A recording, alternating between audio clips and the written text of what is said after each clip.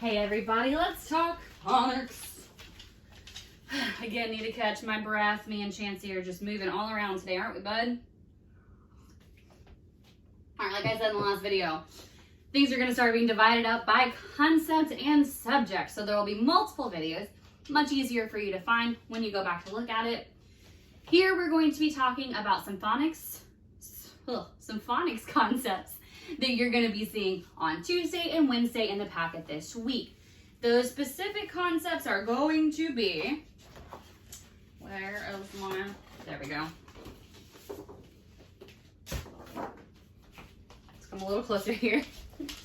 All right, so we're going to talk OI and OY and the sounds that they make. For example, this word here is coins.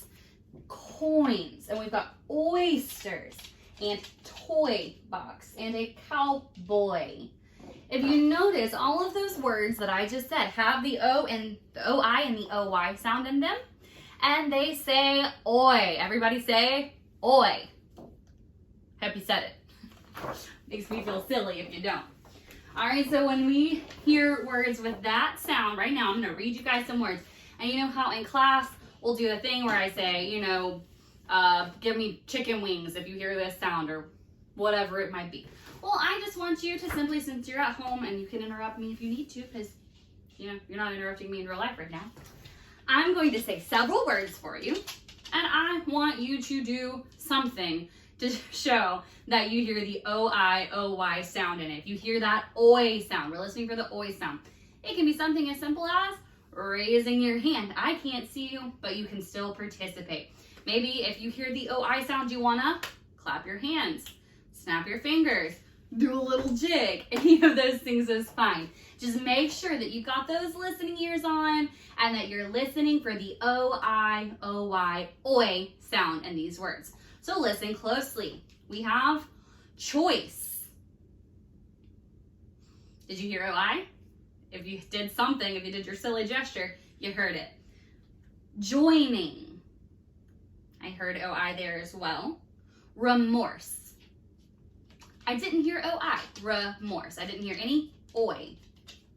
Toy. Heard it there. Chosen. Nope. Chosen. Oi. Nope. It's not in there. Joke. Not in there either. Coin. I heard it. Voices. Whoop, heard it there too. Focus. Nope, just heard the regular old O sounds. Rejoice. Heard it there. Store. Nope. Rooster. Nope, didn't hear it there either. So when we see O in words, we can see it many different ways. We know that sometimes we see it saying ooh, like our long double O. We know these things say ooh, like toothbrush, moose, rooster, poodle. You can also see it like double O short when it says things like wood, wood, football, cookies, bookmark. So those are some types of those are some types of the letter O that you're going to see. But then you will also have those types of the letter O that you see whenever you see O living next door neighbor to the other vowel I or to the semi-vowel Y. When you see it living next door neighbor to either one of those, you know when you're reading that word out that it's going to say oi. All right? So make sure you can commit that one to memory. Hold on, I got to get this one to stop scratching. Stop it. Okay. So commit that to memory when you see next door neighbor O and I or O in the semi-vowel Y. It's going to be saying, hope you said oi. All right, cool. So let's move on to a couple of other little concepts that we just need to review, make sure that we're solid and that we're fresh on and that we know. All right, I have a question for you. Here on this board, we have the months of the year and the days of the week. But something is wrong with the way that they are written. Anybody know what it is? If you said they're not written with capital letters, then you are correct.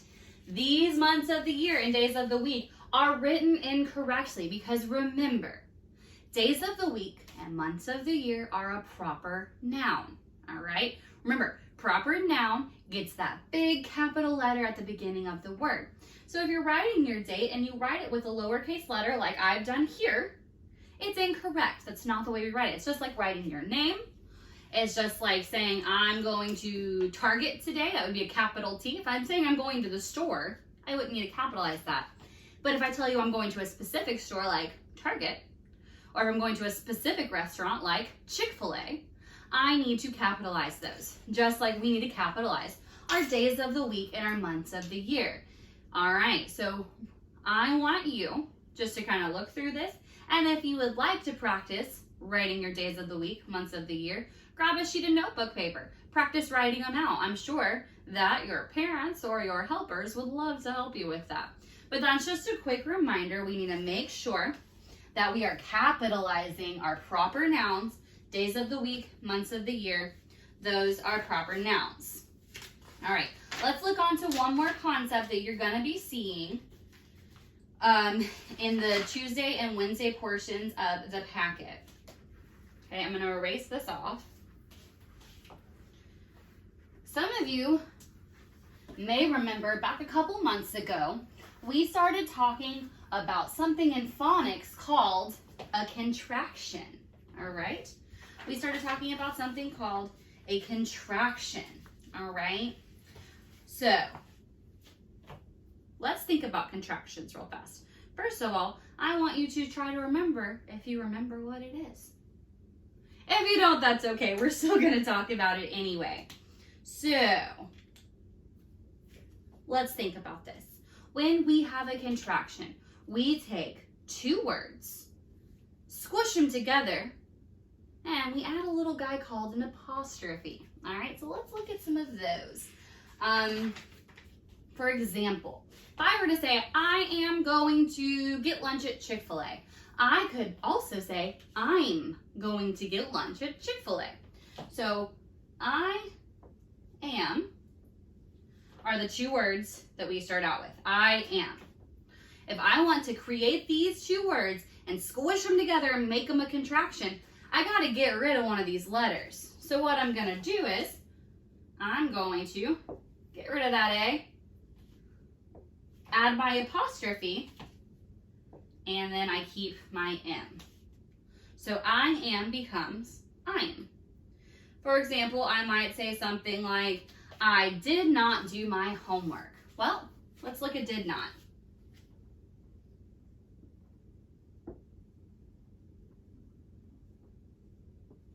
I want to create these two words as one word. I want to create a contraction. I'm going to keep my D, my I, my D, my N.